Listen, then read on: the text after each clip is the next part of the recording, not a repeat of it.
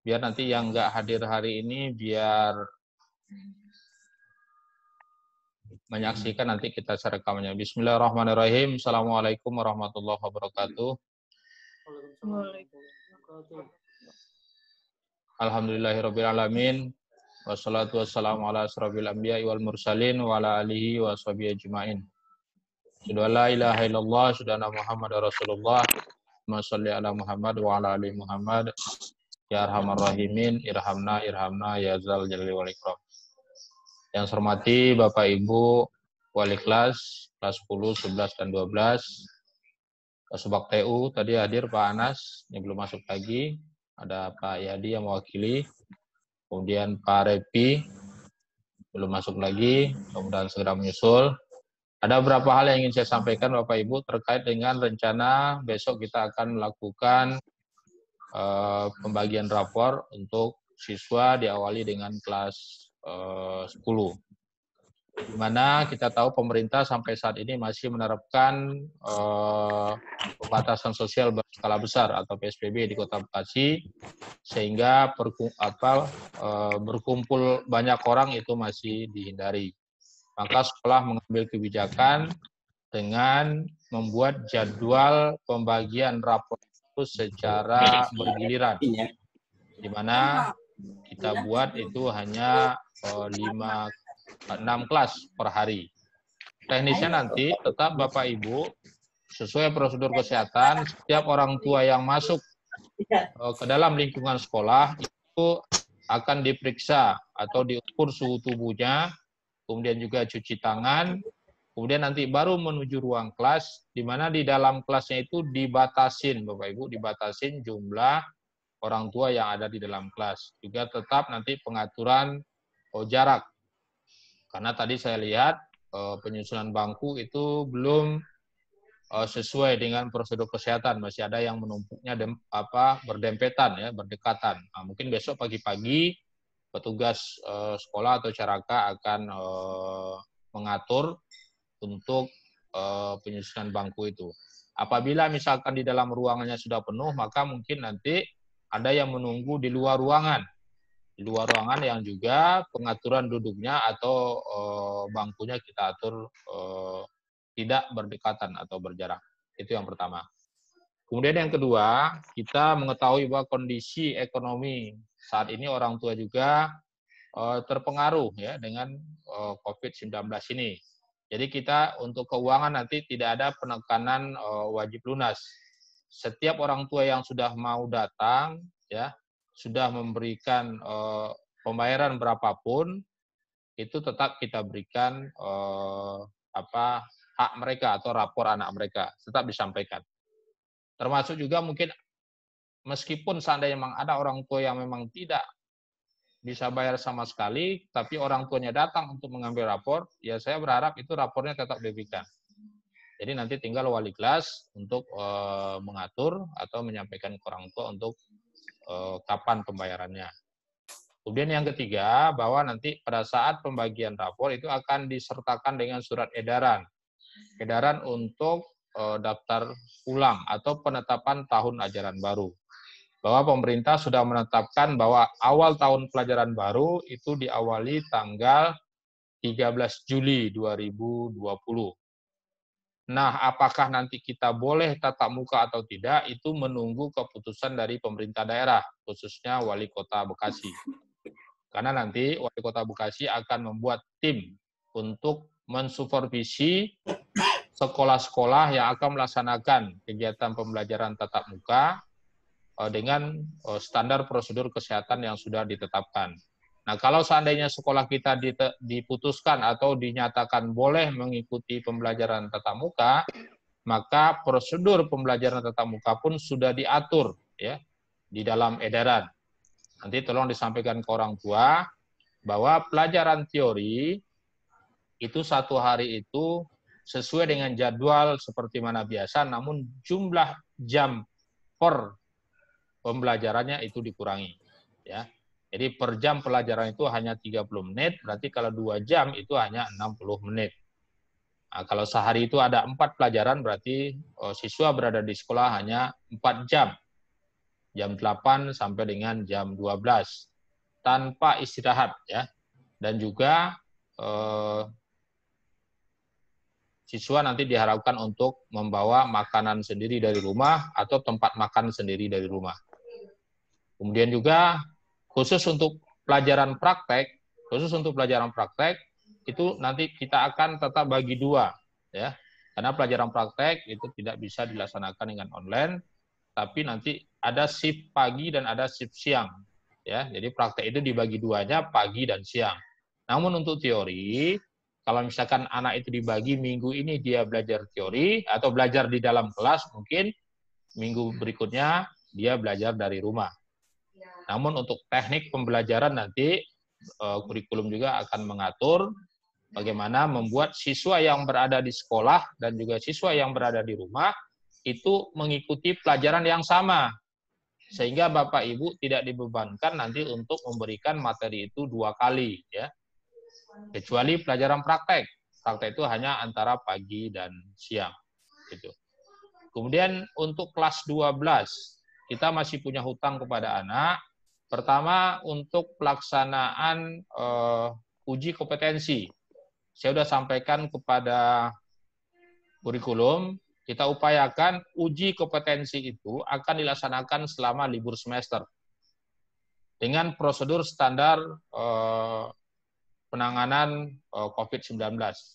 Nanti anak-anak akan kita lengkapi dengan alat pelindung diri. Karena beberapa sekolah di daerah lain pun sudah melaksanakan seperti itu. Dan untuk uji kompetensi itu tidak lagi menentukan anak itu lulus tidak lulus, tapi menentukan anak itu kompeten atau tidak kompeten. Dan sertifikatnya pun nanti dikeluarkan oleh industri. Jadi sekolah tidak lagi membuat sertifikat uji kompetensi.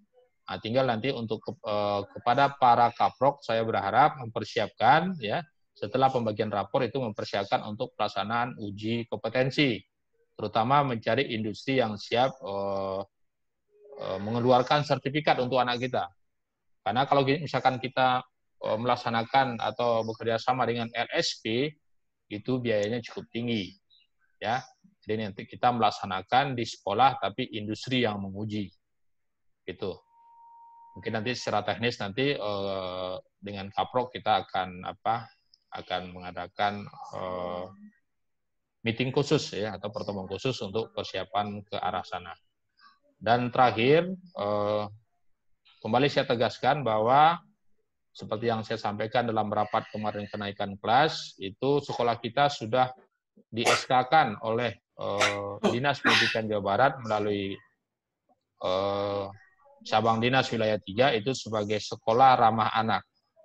Maka dari itu persiapan ke arah sana kita mulai, dan sekali lagi kita akan awali mulai dengan pertemuan dengan orang tua pada saat ini nanti kita sampaikan, kita berupaya bagaimana tidak ada penghukuman terhadap siswa.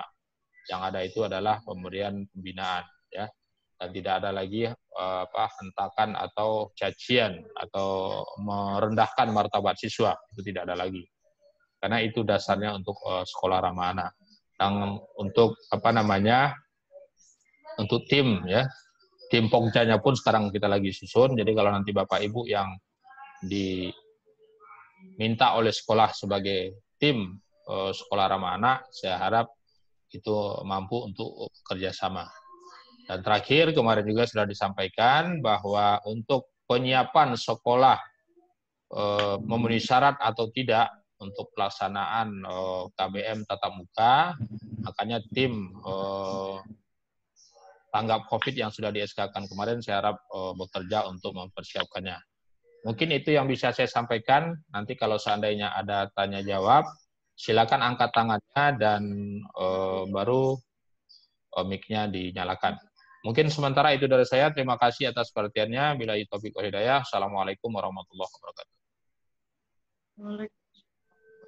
Pak, tambahan, Pak. Ya, sebentar Pak Husain ya. Pak Repi dulu, silakan.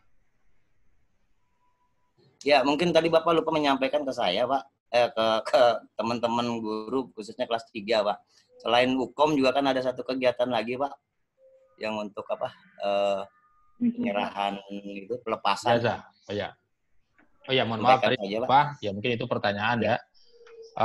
Jadi nanti disampaikan juga ke orang tua bahwa untuk pelaksanaan pelepasan itu kita menunggu ya dari pemerintah, kelonggaran yang diberikan oleh pemerintah, namun tetap kita akan melaksanakan sambil menunggu selesainya uji kompetensi dan selesainya dokumen ijazah yang sampai hari ini kita belum mendapatkan belangkonya. Disampaikan nanti ke orang tua bahwa insya Allah untuk proses pelepasan itu akan tetap kita laksanakan. Mungkin itu Pak Devi ya. Siap, oke Pak. Dilanjut Mungkin Pak. ada yang lain. Silakan tadi Pak Usen yang pertama kali, silakan. Ya, terima kasih Pak atas waktunya. Mohon maaf, mohon izin. Biasanya kita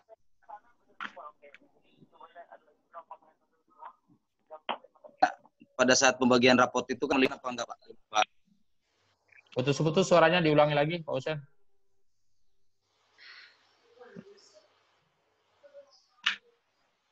Mohon izin Pak. Bisa kedengaran Pak? Ya udah, silakan. Ya. Yes. Biasanya kita kan pada saat pembagian rapot tuh melibatkan OSIS Pak ya. Untuk pembagian rapot sekarang itu kita melibatkan OSIS apa tidak Pak? Soalnya OSIS juga menanyakan kemarin gitu, tapi saya belum jawab. Mungkin itu aja Pak, terima kasih.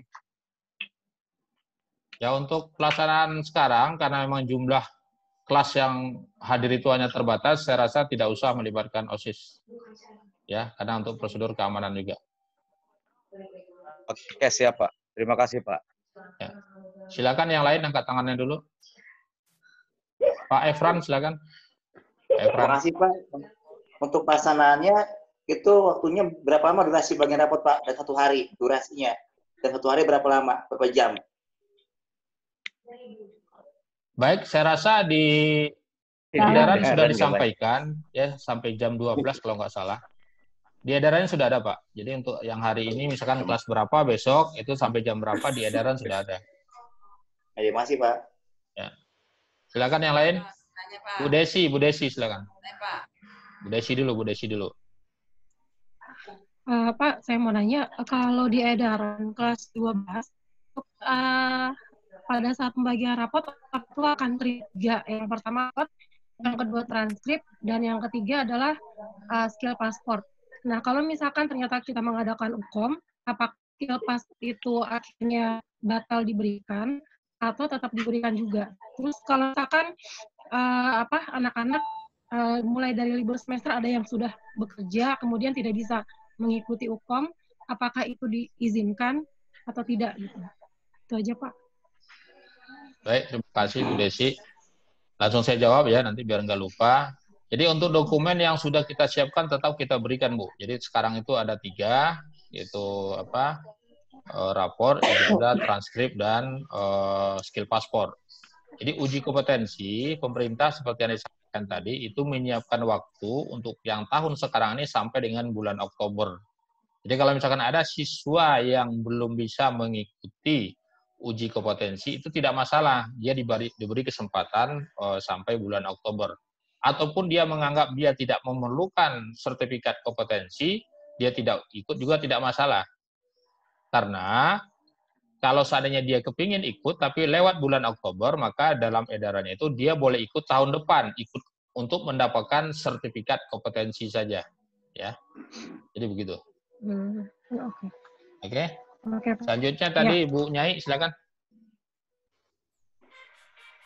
Masalah bicara tentang daftar ulang tadi koneksinya mati-matian saya, jadi itu besok untuk daftar ulang ada untuk edarannya kan ya Pak? Untuk edaran daftar ulang besok ada ya Pak, jika diberikan untuk orang tua. Udah Bu, itu saja. Ya, jadi untuk daftar ulang Bu, itu nanti pada saat pembagian rapor besok ada edaran yang akan ikut dibagikan ya. Itu pertama tentang awal tahun pembelajaran 2020-2021 dimulai, kemudian untuk jadwal daftar ulang, kapan dia harus daftar ulang, termasuk prosedur kesehatan yang harus dilaksanakan apabila proses pembelajaran bisa dilakukan tatap muka. Ya, itu di edaran sudah disiapkan. Jadi nanti Bapak Ibu untuk kelas 10-11 itu di rapornya nanti dilampirkan surat edaran daftar ulang. Gitu Bu Nadia. Oke, Pak Yursri tadi silakan. Dinyalakan dulu mic-nya, Pak. Mic-nya dinyalakan. Mic-nya dinyalakan dulu. Ya, Ya, Pak. silakan. Iya, Pak. Mohon izin, Pak. Tadi menanggapi yang masalah Pak Husin yang tidak melibatkan OSIS, kalau berarti pihak sekolah menyediakan apa Pak sebagai tanda kalau buat wali murid yang mengambil rapot? Ada bantuan dari mana gitu, Pak? Supaya nggak nyasar aja, Pak. Kan biasanya kan selama ini OSIS kan lumayan membantu buat menunjukkan kalau ada orang tua murid yang menanyakan kelasnya di mana buat pengambilan rapot gitu. Saran Pak, ini saran. Ya, oke. Nah. Jadi nanti untuk yang orang tua yang datang, ini karena masalahnya kan melibatkan OSIS itu kan waktunya cukup lama ya. Karena ini waktunya kan panjang ini. Jadi nanti mungkin TU aja nanti ditugaskan, tolong Pak Yadi, ya, atau Mas Baim, atau siapa nanti yang turun, atau si Mbak Nia, untuk membantu mengarahkan orang tua untuk mengambil rapor. Atau mungkin ada usulan tuh Pak Repi, silakan. Silakan. Ya Pak. Ya Pak. Jadi gini, menjawab pertanyaan Pak Husin dan Pak Yusri, tadi sudah dijawab oleh kepala sekolah bahwa memang untuk setiap harinya kelas masing-masing itu hanya 6 kelas Pak Husin dan Pak Yusri. Itu di 3 kelas di bawah sama 3 kelas di lantai 2. Itu nanti untuk penunjukan arah bisa saya, nanti saya bisa mata bantuan Mas Baim, TU dan segalanya, atau nanti juga Bu Desi dan Pak Agus. Saya minta juga bantuannya untuk hadir di hari Senin, Selasa, Rebo untuk memberikan itu Pak. Jadi saya rasa juga nggak perlu OSIS ya Pak ya, karena cuma 6 kelas doang masing-masing satu harinya. Iya benar Pak, maksudnya bukan kalau ketika tidak melibatkan OSIS ini kan kita kerjanya seperti apa nih, atau wali kelas yang dari awal sudah memberitahu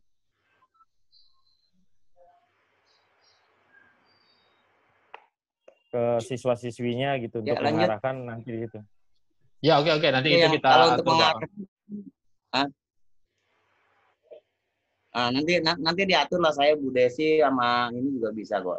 Terus ini Pak, saya tambahkan untuk wali kelas 10 dan 11. Ya benar ya. Silakan. Saya mungkin nambahkan paket cek. Silakan. Untuk kelas 10 dan 11 itu kan nanti di surat edaran itu, jika ada orang tua yang berkeberatan atau merasa khawatir atau tidak mengizinkan untuk anak ikut tatap muka, itu kita akan sediakan surat pernyataan formnya udah dari sekolah Pak. Kita akan itu Pak.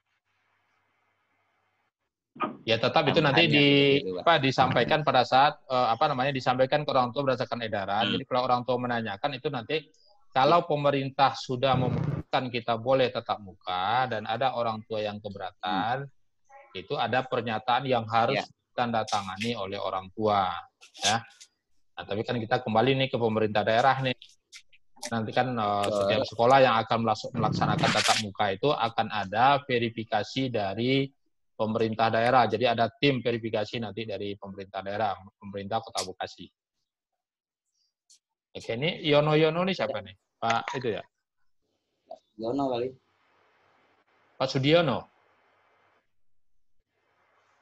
Pak Sudiono Pak, mau masuk dia tadi udah nanya. Ya udah masuk ini. Ada lagi yang lain silakan. Oh Pak, siapa? Sebentar, siapa ini? Agus. Ya silakan Pak Agus.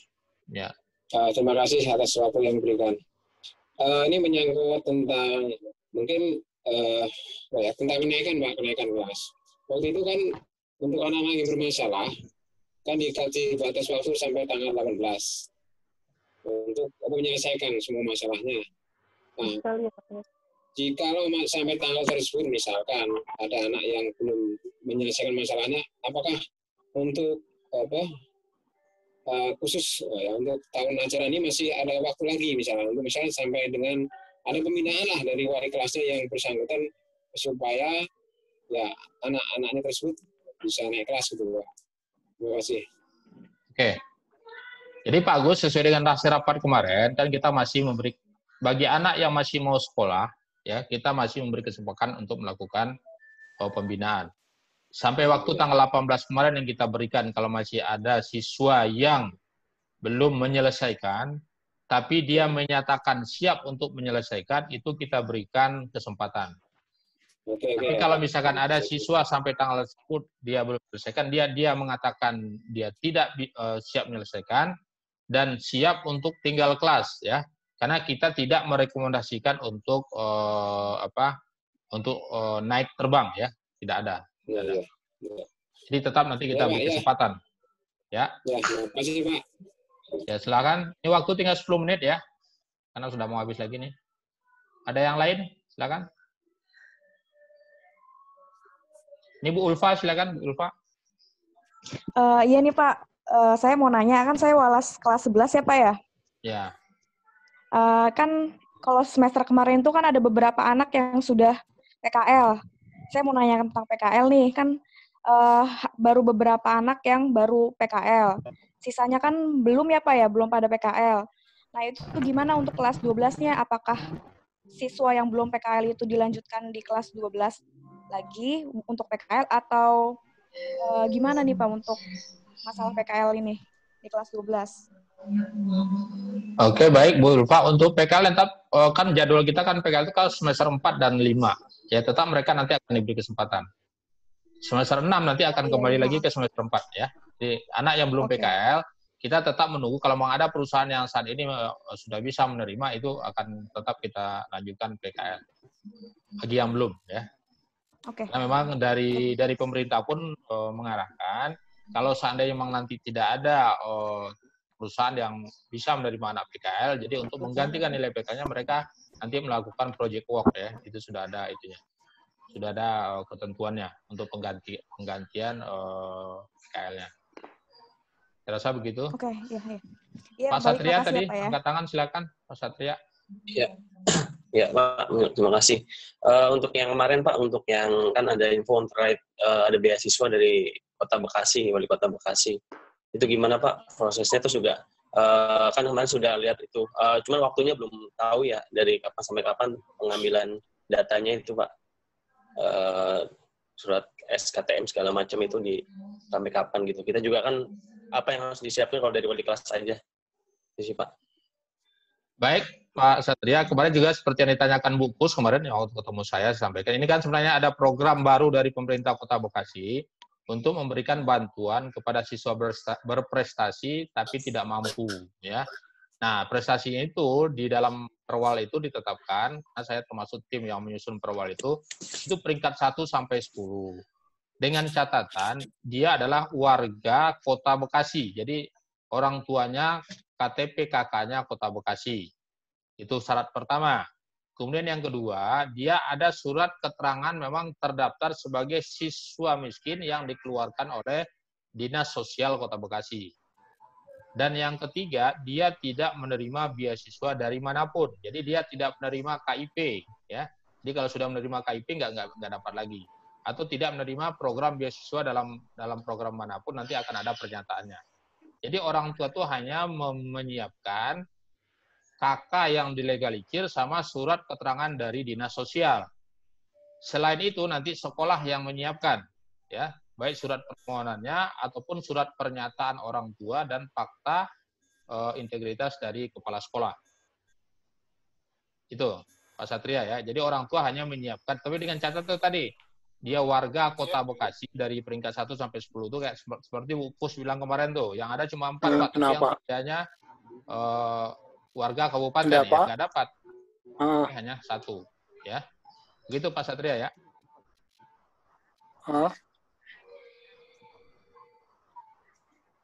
Ada Pak Rudi, silakan. Iya. Pak Rudi lagi nelpon itu, kedengaran suaranya ke sini. Ada lagi yang di rokok-rokok itu ya? Nelpon tukang cat. Pak Rudi, tolong di mute Pak Rudi, di mute suaranya masih ini tuh, lagi nelpon. Lagi nelpon tukang cabe dia, Pak. Iya, udah di mute. Ada lagi pertanyaan? Angkat tangan. Ada lagi? Pak Lulu, angkat tangan.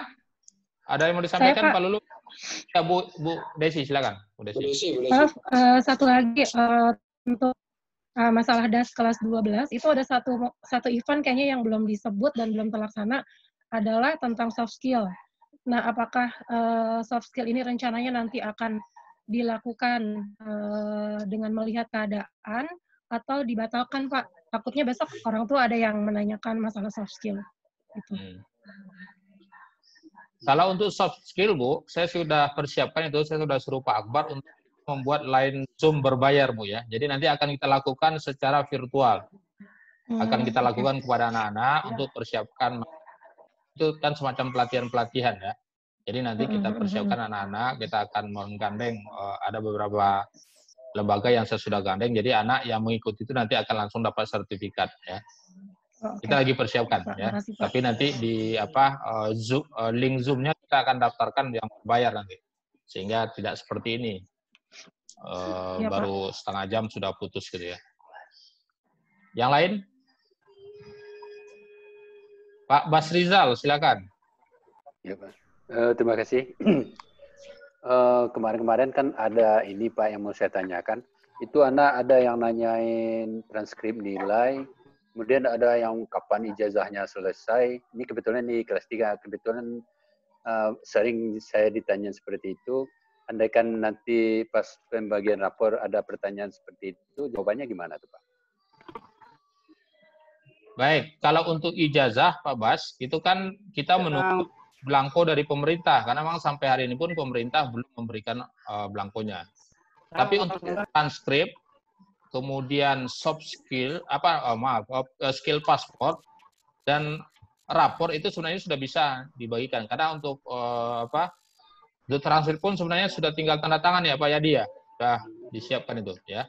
Pak Yadi sudah siapkan, tinggal tanda tangan, nanti bisa dimasukkan sekaligus di dalam dokumen Bapak Ibu. Jadi nanti terakhir pada saat kita pelaksanaan pelepasan itu siswa hanya menerima ijazah dan sertifikat kompetensi bagi mereka yang ikut uji kompetensinya, gitu. Ini satu lagi Pak. Silakan. Itu kan ada yang pas waktu pembagian rapor semester kemarin itu kan ijazah sampulnya itu semuanya kelelap. Udah di print semuanya lagi. Cuman sampulnya itu udah dicoba membersihkan, nempel tuh huruf-hurufnya di plastiknya. Ada penggantiannya nggak Pak tuh ya?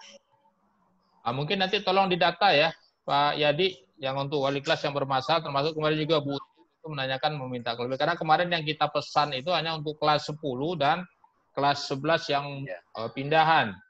Karena kemarin belum ada laporan total yang sampul rapor yang rusak itu, jadi tapi itu akan kita siapkan Pak Bas, tinggal nanti dilaporkan ke Pak Yadi berapa masing-masing kelas ya, kelas 12 yang rapornya yang rusak. Yang kita persiapkan itu. Ya, oke. Terima kasih Pak. Ya, oke. Yang lain, waktu tinggal 2 menit, 7 detik. Ada lagi yang mau disampaikan? Pak, sama mau tahu sebentar Pak. Oh ya, silakan Pak Yono. Siapa nih Pak Yono? Pak Sudiono. Oh, Sudiono ya. Silakan Pak. Silakan Pak De, waktunya 1 menit Pak De. Ini udah mau habis. Aduh, terlambat dia. Iya. Iya Pak. Oh iya ya. Ya, kedengaran suaranya putus-putus. Iya. Untuk yang beasiswa kelas 10 itu, yang beasiswa kelas 10 yang kemarin mendapatkan KIP sekarang kok dipotong ya. Untuk yang dia itu gimana penjelasannya Pak? Oke, saya tangkap Pak Diono ya. Untuk masalah KIP itu kan urusan dari pemerintah Pak. Jadi SK-nya dari pemerintah, sekolah hanya menyalurkan. Ya, sekolah hanya menyalurkan. Nanti kalau misalkan ada bermasalah, mungkin nanti Pak Yadi bisa bantu untuk prosedurnya ke kementerian ya, Pak Yadi ya. Jadi karena memang itu akan untuk yang beasiswa kelas 10 itu itu kenapa yang kemarin mendapatkan KIP sekarang mendapatkan KIP? Pak Diono suaranya putus-putus Pak, nggak kedengaran saya. Oke Pak. Ini Pak, yang itu kelas saya ada yang perlu bantuan banget itu namanya Samsul Bahri. Kenapa ya nggak bisa lanjut, itu harus gantian, Pak? Ya kan saya bilang Pak, itu kebijakan dari kementerian Pak, itu bukan urusan kita. Ya, karena SK dari KIP itu kementerian yang mengeluarkan, bukan kita. Kita hanya menyalurkan. Jadi kalaupun nanti ada yang bermasalah, yang merasa berhak tapi